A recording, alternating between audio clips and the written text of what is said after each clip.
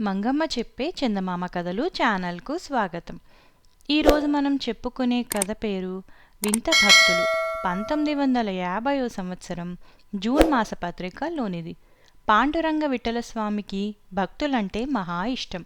భక్తులు అంటే మనుష్యులే కాదు, జంతువులు, పక్షులు, పురుగులు, వీటిలో ఏవి కాస్త భక్తి కనపరిచినా సరే ఆయన సంతోషించి వాటిని అనుగ్రహిస్తాడు.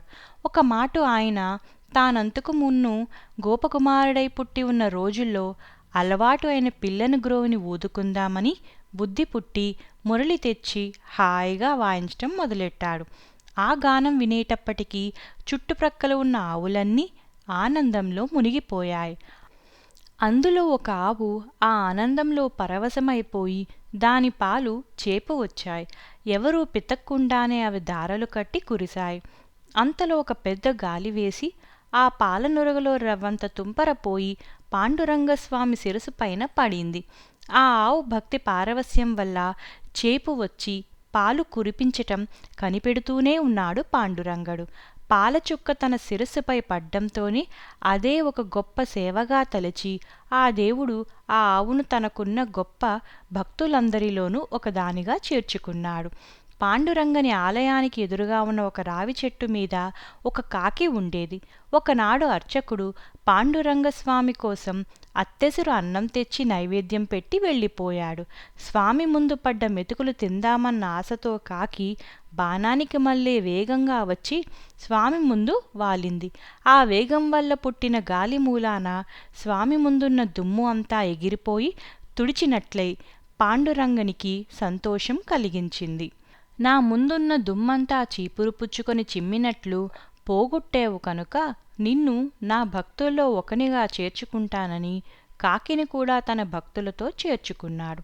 ఇంతలో అక్కడికి ఒక హంస వచ్చింది. ఆ హంస ఎక్కడి నుంచి వచ్చిందో కాని వచ్చి స్వామి సమీపంలో ఉన్న సరస్సులో తృప్తి తీరా ఈతలాడింది. ఆ తర్వాత స్వామి వద్దకు వచ్చి రెక్కలు తపతపా కొట్టుకుంది. ఆ నీళ్లన్నీ అక్కడ నేలమీద పడి నేల శుభ్రంగా పాచి చేసినట్లయింది.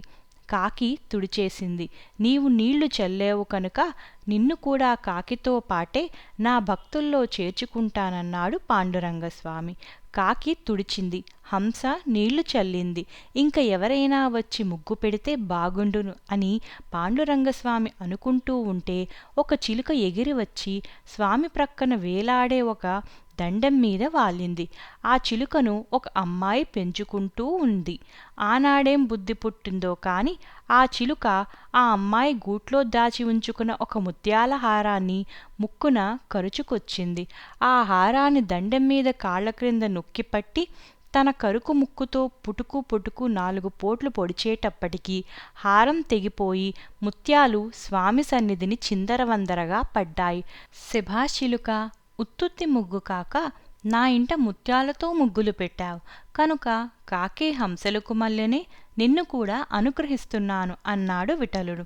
ఆ తరువాత అక్కడికి ఒక ఎలుక పిల్ల పరుగెత్తుకొచ్చింది. వెనకాలే దాన్ని పట్టుకుందామని ఒక పాము తరుముకొచ్చింది. స్వామిని చూచేటప్పటికీ ఆ పాము ఎలుక మాట మరిచిపోయింది. పాండురంగడంటే ఆ పాముకు అంత భక్తి. స్వామి ముందు ఎవరో తుడిచి నీళ్లు చల్లి ముగ్గులు పెట్టారు కాని దీపం పెట్టారు కారు అనుకుంది. పాము నెత్తిమీద మాణిక్యముంటుందని మీరు విన్నారు కదూ. ఆ పాము పడగ ఎత్తి స్వామి సన్నిధి నిలబడేటప్పటికీ దీపం కన్నా ఎక్కువ కాంతితో ప్రకాశిస్తూ ఉన్న ఆ మాణిక్యం మూలాన్ని అక్కడ చీకట్లన్నీ పోయి వెలుగొచ్చింది. శభాష్ సర్పరాజా, నువ్వు కూడా నా భక్తుల్లో చేరావు అన్నాడు స్వామి. మరి కాసేపటికి ఆ దారినే తేనెటీగలు కొన్ని గుంపులు గుంపులుగా చేరిపోతున్నాయి. వాటిల్లో ఒక్క ఈగ మటుకు ఆగి స్వామి పాద సన్నిధిని ఉన్న ఒక పువ్వు మీద వాలి అందులో స్వామి యొక్క పాదతీర్థంతో కలిసి ఉన్న మకరందాన్ని తాగింది. మహాభక్తులు మునులు పాదతీర్థ కోసం ఒకళ్ళనొకళ్ళు తోసుకుంటూ ముందుకొస్తారు. అటువంటి పవిత్రమైన తీర్థాన్ని ఆ తేనెటీగ తాగింది కనుక స్వామి దానిని కూడా తన భక్తుల్లో చేర్చుకున్నాడు. ఈ విధంగా ఆవు, కాకి, హంస, పాము, చిలుక, తేనెటీగ పాండురంగని భక్తులైనాయి. భక్తులై ఏమి లాభం పొందాయో వినండి.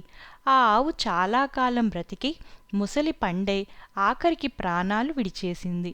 తరువాత జన్మలో మళ్ళీ ఆవై పుట్టకుండా పాండురంగని దయవల్ల ఒక విష్ణు భక్తుడికి కుమార్తె పుట్టింది. ఆ విష్ణు భక్తుడు ఆ అమ్మాయికి సుశీల అని పేరు పెట్టాడు. ఆ అమ్మాయి పేరుకు తగ్గట్టు చాలా మంచిది. సుశీల పెరిగి పెద్దయ్యాక పెళ్లి చేశారు. ఆ అమ్మాయి ఎంత మంచిదో, ఆమె మొగుడు అంత చెడ్డవాడు, ఉత్త నీచుడు. డబ్బు కోసం ఎలాంటి కక్కుర్తి అయినా సరే పడేవాడు. తినటానికి సరిపోయేది ఉన్నా ఎరగని వాళ్ల దగ్గరకెళ్ళి, అయ్యా బీద బ్రాహ్మణ్ణి, పిల్లకి పెళ్లి చేసుకోవటానికి డబ్బు లేదు అని యాచించేవాడు. పోని ఆ యాచించి తెచ్చిందైనా కడుపు నిండా తినేవాడా? ఊహు, పాతర్లేసి దాచుక్కూర్చునేవాడు. అంత లోభి. పైగా ఏదో వంక పెట్టుకొని సుశీలని కొడుతూ ఉండేవాడు. కాని సుశీల మాత్రం ఎవరితోటి చెప్పుకునేది కాదు. మహాపతివ్రత కనుక ఓర్చుకునేది. వాని సంగతి తెలిసిన చుట్టం ఎవరూ వాళ్ళింటికి భోజనానికి దిగేవాళ్లు కారు. ఒకవేళ తెలియని వాడెవడైనా వస్తే సుశీల మొగుడు, అయ్యా మాకు మైలు వచ్చింది అని చెప్పి పంపేవాడు. కాని సుశీలకి మాత్రం ఇది కష్టంగా ఉండేది. ఏమంటే ఆవిడకు అతిథులంటే చాలా గౌరవము, భక్తిని. అన్నం పెట్టమంటూ వచ్చిన అభాగ్యగతులు కేవలం ఆ విష్ణుమూర్తితో సమానులని ఆమె నమ్మకం. కాని తన భర్త ఒప్పుకోనప్పుడు ఏం చేస్తుంది? తన దయవల్ల ఆవుకు మనిషి జన్మ వచ్చినా భర్త దుర్మార్గుడవటం వల్ల సుఖపడలేకపోతున్నదన్న సంగతి పాండురంగస్వామికి తెలిసి సుశీలను కటాక్షించటం కోసం ఒకనాడు ఒక వడుగు రూపంలో వచ్చాడు. అప్పుడామె భర్త గ్రామంలో లేడు.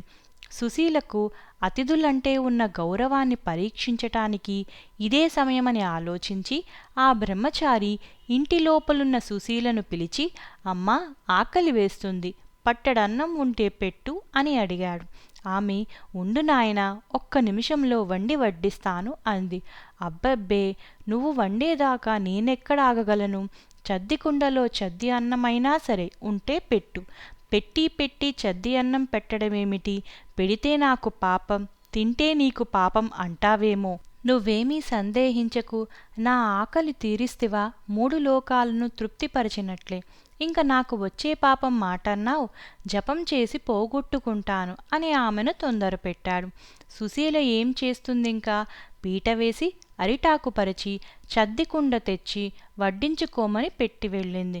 ఆమె మళ్ళీ వచ్చి చూచేటప్పటికీ ఆ కపట బ్రాహ్మణ వడుగు కుండలో ఉన్నదంతా వడ్డించుకొని ఆకులో ఒక్క మెతుకైనా మిగల్చకుండా అన్నమంతా తినేశాడు. అమ్మా, ఇంకా ఆకలి తీరలేదు. ఆ కుండలో అడుగునా పక్కల్ని అంటిపెట్టుకొని ఉన్న ఏమైనా మెతుకులున్నాయేమో చూడు అన్నాడు. ఆమె వెతికి చూచింది కాని కుండలో ఒక్క మెతుకు కూడా మిగల్లేదు.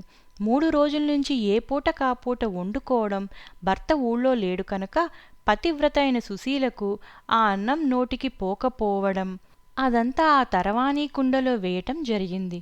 ఆ అన్నమంతా ఒక్కమాటుగా ఆ పొట్టివాడు తినేశాడు అంటే ఆమెకు ఆశ్చర్యం వేసింది. ఇంకా చిత్రమేమిటంటే అదంతా తిన్నా కూడా అతని ఆకలి తీరలేదు. నిలబడి ఆలోచిస్తే ఏం లాభమని చెప్పి సుశీల తొలినాటి రాత్రి వండుకొని తినకుండా అలాగే ఉంచేసిన అత్తెసరు అన్నం తెచ్చి వడ్డించింది. తినేశాడు. పొయ్యి మీద కాగుతున్న చిక్కటి పాలు తెచ్చి త్రాగమంది. తాగేశాడు.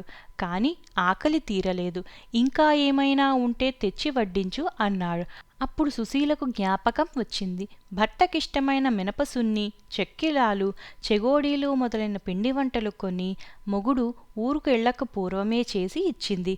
ఆ లోబి మగడు ఆ వంటలు ఒక్కమాటుగా తినేస్తే అయిపోతాయేమోనన్న భయం కొద్దీ కొంచెమే తిని సుశీలకైనా పెట్టకుండా మిగిలినవన్నీ కుండల్లో దాచి అటక మీద పెట్టుకొని వెళ్ళాడు. అవి తెచ్చి పెడితే ఈ పిల్లవాని ఆకలి తీరుతుందేమో. భర్త వచ్చి ఆ మినపసున్ని అవి లేకపోవటం చూస్తే మండిపడితనని చావకొడతాడని తెలుసుండి కూడా సుశీల ఆ అతిథిని అర్ధాకలితో పంపటం ఇష్టం లేక పిండి వంటల్ని క్రిందికి దింపి ఆ పిల్లవానికి వడ్డించింది. వడ్డించటం తడువుగా విస్తరి ఖాళీ చేసేశాడు ఆ దొంగ అతిథి.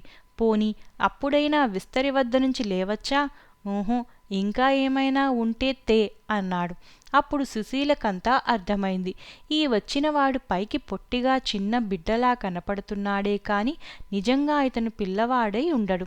నన్ను కటాక్షించటానికి వచ్చిన ఆ పాండురంగస్వామియే అయి ఉండాలి. కాని ఈ స్వామి ఆకలి నేనెలా తీర్చగలను అనుకుంది. సుశీల ఇలా ఆలోచించుకుంటూ ఉంటే ఆమెకో ఉపాయం తట్టింది. స్త్రీలకు అగ్నిహోత్రుడు తండ్రి లాంటివాడు. ఇలాంటి సమయాల్లో ప్రార్థిస్తే ప్రత్యక్షమై సాయపడతాడు అని ఆమె తక్షణమే అగ్నిదేవుణ్ణి ప్రార్థించింది. అగ్నిదేవుడు ఒక్క క్షణంలో ఆ ఇంటిని అన్నపురాసులతో, కూరలతో, పులుసులతో, పచ్చడులతో, పప్పులతో, వడియాలతో, అప్పడాలతో, ఒకటేమిటి అన్ని రకాల భోజన పదార్థాలతోటి, పిండి వంటలతోటి నింపేశాడు. అప్పుడు పాండురంగస్వామి తన వామన రూపం వదిలేసి నిజరూపంలో సుశీలకు ప్రత్యక్షమయ్యాడు. సుశీల, నువ్వు మహాపతివ్రతవు. అందుకే అగ్నిదేవుడు కూడా నీకు సాయపడ్డాడు. నీ పాతివ్రత్యానికి, అతిథి భక్తికి మెచ్చుకున్నాను. వరం కోరుకో అన్నాడు. స్వామి, నాకు మోక్షమియ్యి అని కోరుకుంది సుశీల. అది విని పాండురంగస్వామి, మోక్షమా? మోక్షం ఎలాగ ఇస్తాను? ఈలోగా ఈ సంసార సౌఖ్యమంతా అనుభవించి కొడుకులు, మనుమలు, మునిమనవలు ఎత్తేక మోక్షం సంపాదించుదువుగాని అన్నాడు. స్వామి, నాకింతవరకు ఒక్క కుమారుడైనా కలగలేదు. మనవలు, మునిమనవలు అంటారేమిటి అంది సుశీల. ఒక్కడే కాదు, నీకు 5 కుమారులు పుడతారు.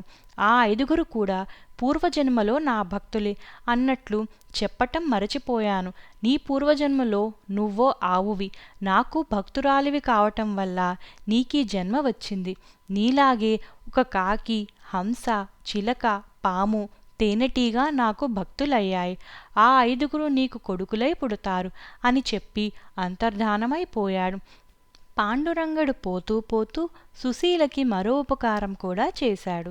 ఆమె భర్త ఉత్త పిసనారి, నీచుడు, దుర్మార్గుడు అని కదూ చెప్పాను.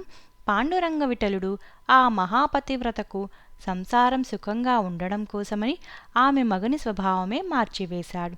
ఊరు నుంచి ఇంటికి తిరిగొచ్చేటప్పటికే ఆ లోబి అలా గొప్ప దాతగా మారిపోయాడు. అబద్ధాలు చెప్పటం, యాచించటం మొదలైన పనులన్నీ మానేసి ఘరానా మనిషి అనిపించుకున్నాడు. ఇంట్లో పెత్తనమంతా సుశీలదే ఇప్పుడు. కొట్టడం, తిట్టడం మచ్చుకైనా లేదు. అప్పట్నుంచి వాళ్ల సంసారం ఎంతో సుఖంగా గడిచింది. క్రమంగా ఒకళ్ళ తర్వాత ఒకళ్ళు 5 కొడుకులు పుట్టారు. ఆ కొడుకులకు కొడుకులు, ఆ కొడుకులకు కూడా కొడుకులు పుట్టేదాకా ముత్తైదువై బ్రతికుండి ఆఖరికి సుశీల భర్తతో పాండురంగస్వామి వద్ద మోక్షాన్ని పొందింది.